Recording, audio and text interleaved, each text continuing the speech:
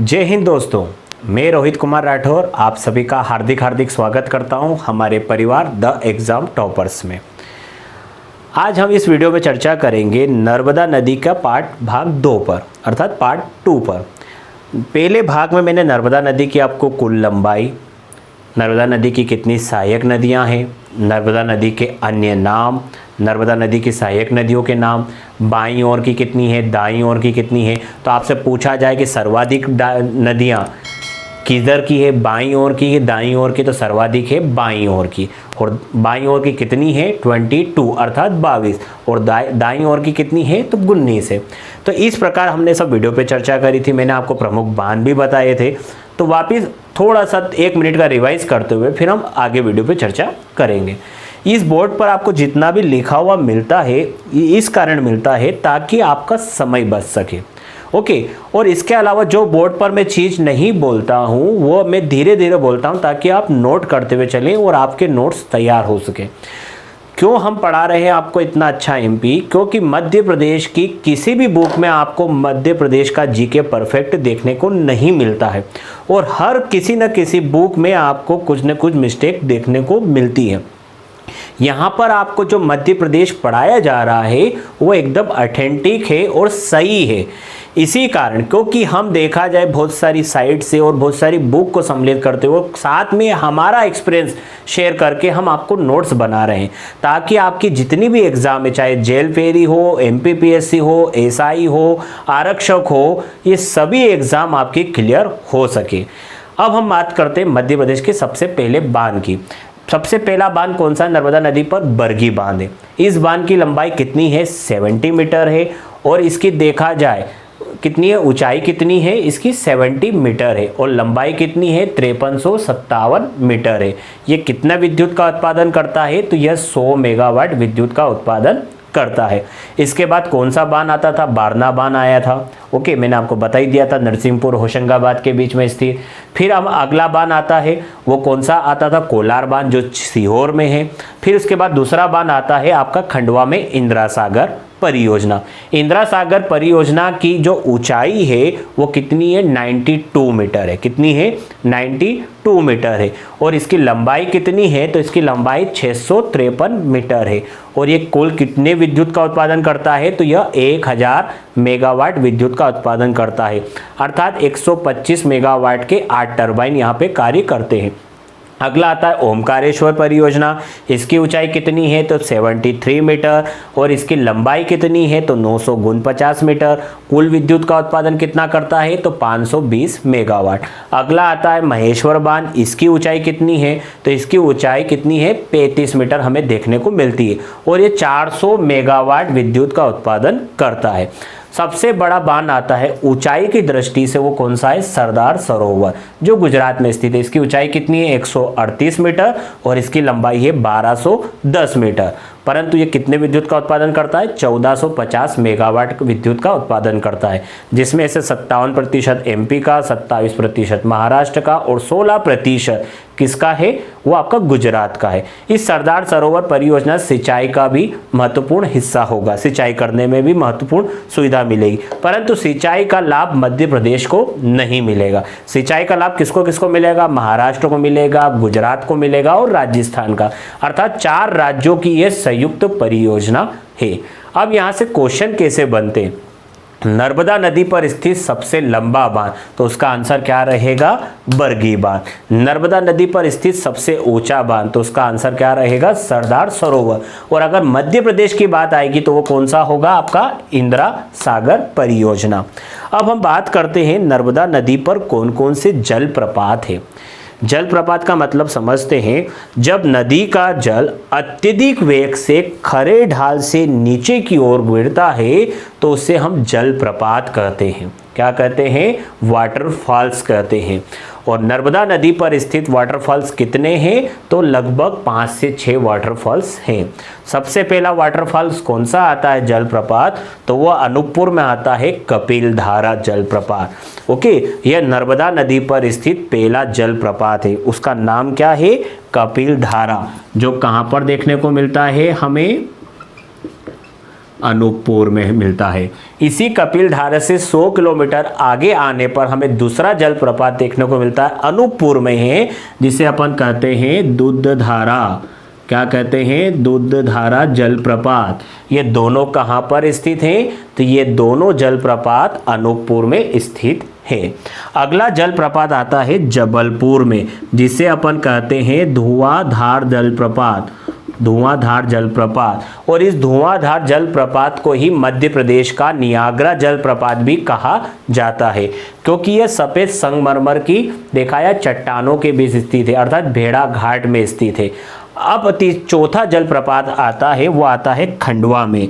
वो चाहे मंदार हो या दर्दी हो, ये दोनों जलप्रपात कहाँ आते हैं? खंडवा में। और खंडवा में कौन सी जगह? बड़वाह नामक एक जगह है, वहाँ पर ये दोनों जलप्रपात आते हैं। अगला जलप्रपात आता है खरगोन में, जिसे अपन कहते हैं सहस्त्रधारा जलप्रपात। और ये सहस्त्रधारा जलप्रपात कहाँ है? तो ये महेश्वर में। कौन सा है? सहस्त्रधारा जलप्रपात। तो इस प्रकार से देखा जाए तो मध्य प्रदेश में नर्मदा नदी पर स्थित कितने जलप्रपात है? तो 5 है। कपिल धारा, दूधधारा, ओके, धुआंधार, मंदार और दर्दी और सहस्त्रधारा, ये जलप्रपात हमें देखने को मिलते हैं। अब हम बात करते हैं नर्मदा नदी के ऊपर कितनी पुस्तक लिखी गई है, अर्थात कितनी पुस्तक का निर्माण लेखकों ने किया है इस नर्मदा नदी के ऊपर ही, तो उसके बारे में हम विस्तृत रूप से चर्चा करेंगे।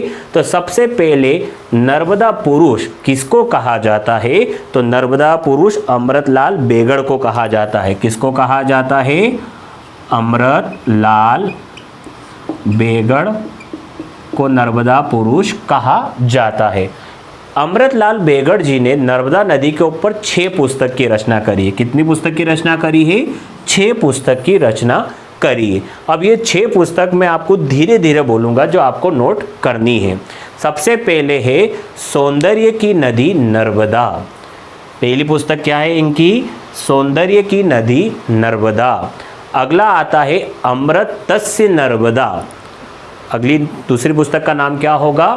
अमृतस्य नर्मदा। और तीसरी पुस्तक का नाम क्या होगा? तीरे तीरे नर्मदा। क्या नाम होगा? तीरे तीरे नर्मदा। चौथी पुस्तक का नाम रहेगा नर्मदा तुम कितनी सुंदर हो। चौथी पुस्तक का नाम क्या होगा? नर्मदा तुम कितनी सुंदर हो। पांचवी पुस्तक का नाम है नर्मदा रिवर ऑफ ब्यूटी। पांचवी पुस्तक का नाम क्या है? Narmada river of beauty. और छठी पुस्तक का नाम क्या है? The Narmada river of Joy. The Narmada river of Joy. ये कितनी पुस्तक होगा इनकी? 6। मैं वापिस एक बार नाम बोल रहा हूँ। सौंदर्य की नदी नर्मदा। दूसरा क्या आएगा आपका? अमृतस्य नर्मदा। तीसरी आएगी तीरे तीरे नर्मदा। चौथी आएगी नर्मदा तुम कितनी सुंदर हो। पांचवी पुस्तक क्या आएगी? Narmada river of beauty. और छठी कौन सी आएगी? The Narmada river of Joy. तो ये 6 पुस्तक किसकी है? अमृतलाल बेगड़ की है। अगली पुस्तक आती है नर्मदा समग्र। क्या नाम है पुस्तक का नाम? नर्मदा समग्र। और यह पुस्तक किसकी है? तो यह पुस्तक है स्वर्गीय अनिल माधव दवे की है। किसकी है? स्वर्गीय अनिल माधव दवे की है। ओके, तो ये याद रखना है। यह मोदी जी के जो पार्ट 1 का कार्यकाल था, मोदी जी अभी दूसरी बार प्रधानमंत्री बने हैं। पहली बार जब प्रधानमंत्री जब बने थे तो अनिल माधव दवे उस टाइम पर मोदी कार्यकाल में पर्यावरण मंत्री थे। क्या थे? पर्यावरण मंत्री थे। और हमारे सिंहस्थ में जो वैचारिक कुंभ का आयोजन हुआ था, कुंभ का आयोजन तो उज्जैन में हुआ था, एक वैचारिक कुंभ का आयोजन हुआ था जिसमें श्रीलंका के राष्ट्रपति भी आए थे। और उस वैचारिक महाकुंभ को सफलतापूर्वक देखा जाए आयोजित करने का श्रेय इसी व्यक्ति को जाता था, अनिल माधव दवे को। और इनके द्वारा पुस्तक कौन सी लिखी गई है? नर्मदा समग्र। अब अगली पुस्तक आता है जंगल रहे ताकि नर्मदा बहे। क्या नाम है पुस्तक का? जंगल रहे ताकि नर्मदा बहे। यह पुस्तक किसकी है? तो यह पुस्तक है पंकज श्रीवास्तव की है। किसकी है? पंकज श्रीवास्तव की है। जंगल रहे ताकि नर्मदा बहे, किसकी पुस्तक है? पंकज श्रीवास्तव की है। अगली आती है अथ नदी कथा। अथ नदी कथा, और यह किसकी है? मैं वापस नाम लिख देता हूं इसका।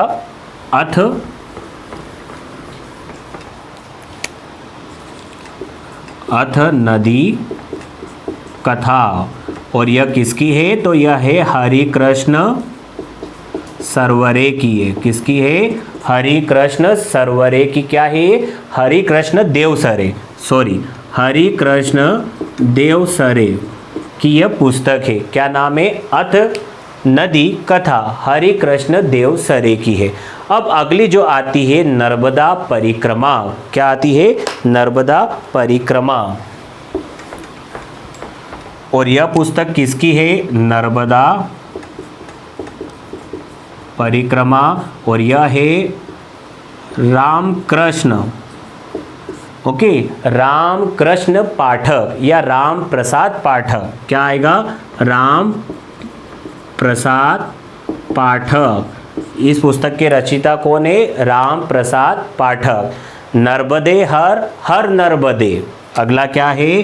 नर्मदे हर, हर नर्मदे। इस पुस्तक के कौन रचयिता हैं? तो इस पुस्तक के हैं सुहास लिमये। कौन है? सुहास लिमये। आपको याद रखना है कौन है इसके? सुहास लिमये इस पुस्तक के क्या है? रचयिता है। तो 6 पुस्तक मैंने आपको किसकी बताई है? अमृतलाल बेगड़ की बताई है। एक पुस्तक किसकी बताई है मैंने आपको? अनिल माधव दवे की बताई है। एक सुहास लिमये की बताई है, ओके। एक राम प्रसाद किसकी बताई है मैंने? पाठक की बताई है। नर्मदा परिक्रमा किसकी है? राम प्रसाद पाठक की है। नर्मदा समग्र किसकी है? तो अनिल माधव दवे की है। जंगल रहे ताकि नर्मदा बहे, पंकज श्रीवास्तव की है। अथनति कथा किसकी है? तो हरिकृष्ण देवसरे की यह पुस्तक हमें देखने को मिलती है। एक और पुस्तक है जो अयोध्या प्रसाद द्विवेदी की है, और उस पुस्तक का नाम है संस्कृति। संस्कृति स्त्रोत वसनी नर्मदा। संस्कृति स्त्रोत वसनी नर्मदा ये पुस्तक किसकी है? अयोध्या प्रसाद द्विवेदी की है। अब हम चर्चा करते हैं अगले चीज पर। नर्मदा नदी पर स्थित कौन कौन से प्रमुख शहर हैं? तो ये जितने जिले आपको दिख रहे हैं इसमें से कौन कौन से शहर आते हैं? तो अनूपपुर कौन सी नदी के तट पर स्थित है? तो नर्मदा नदी पर। मंडला नर्मदा नदी पर। नरसिंहपुर नर्मदा नदी पर। जबलपुर नर्मदा नदी पर, ओके। फिर अगला आता है आपका, देखा जाए तो महेश्वर नर्मदा नदी पर, ओके। ओमकारेश्वर नर्मदा नदी पर। बड़वाई नर्मदा नदी पर। तो ये जितने भी प्रमुख नगर हैं ये कौन सी नदी पर स्थित है? तो ये हमें नर्मदा नदी पर स्थित देखने को मिलते हैं। अब ये सबसे एक और बात आती है, नर्मदा नदी से कितनी सिंचाई परियोजना है? तो मैं जब आपको मध्य प्रदेश में सिंचाई परियोजना पढ़ाऊंगा तब मैं आपको ये चीज़ बता दूंगा। मैंने आपको ऊर्जा परियोजना तो बता ही दी है कि 4 परियोजनाएं हैं जो नर्मदा नदी पर स्थित है। कौन कौन सी? बरगी, और बरगी से कितनी मेगावाट बिजली का उत्पादन होता है? तो बरगी से 100 मेगावाट बिजली का उत्पादन हमें देखने को मिलता है। इंदिरा सागर से कितनी देखने को मिलती है? तो हमें 1000 मेगावाट। ओमकारेश्वर से कितनी? तो 520 मेगावाट। महेश्वर से कितनी? तो 400 मेगावाट। तो इस प्रकार ऊर्जा परियोजना तो हमने पढ़ लिया है। सिंचाई परियोजना क्या है, ताकि किससे कितने लाख हेक्टेयर भूमि की सिंचाई होती है वो हम सिंचाई परियोजना में देखेंगे। अब नर्मदा नदी से क्वेश्चन कैसे बनते हैं? शिवपुत्री किस नदी को कहा जाता है? तो शिवपुत्री किस नदी को कहा जाता है? नर्मदा नदी को कहा जाता है। इसके और अन्य नाम कौन कौन से हैं? रेवा, मेकालसूता, सोमा देवी या सोनप्रभा, कावेरी, शंकरी, ओके। ये आदि के सब किसके नाम हैं? ये सब नर्मदा नदी के नाम है। इसका प्रसिद्ध नाम एक और कौन सा है? नामदोस है। ये किसने दिया है? टॉलेमी ने दिया है। टॉलेमी कौन है? तो यह एक भूगोल लेखक है। कौन है? भूगोल लेखक है। अगला आता है आपका नर्मदा नदी की कुल लंबाई। ये सब मैंने आपको पिछले वीडियो में बता दिया है। नर्मदा नदी की कुल लंबाई कितनी है? 1312 किलोमीटर। ये आपको सभी को याद रखना है। नमामि नर्मदे जो सेवा यात्रा है वो कब प्रारंभ हुई थी? 11 दिसंबर 2016 को। समाप्त कब हुई? 15 मई 2017 को। प्रारंभ कब हुई? 11 दिसंबर 2016 को। समाप्त कब हुई? 15 मई 2017 को। कितने दिन चली? तो लगभग 148 दिन ये यात्रा चलती है और 3350 किलोमीटर का दूरी तय करती है। और कितने जिले से होकर गुजरती है? तो ये 16 जिले से होकर गुजरती है। मिलते हैं हम हमारी अपनी नेक्स्ट क्लास में। तब तक के लिए घर पे रहें, स्वस्थ रहें। Thanks for watching. जय हिंद।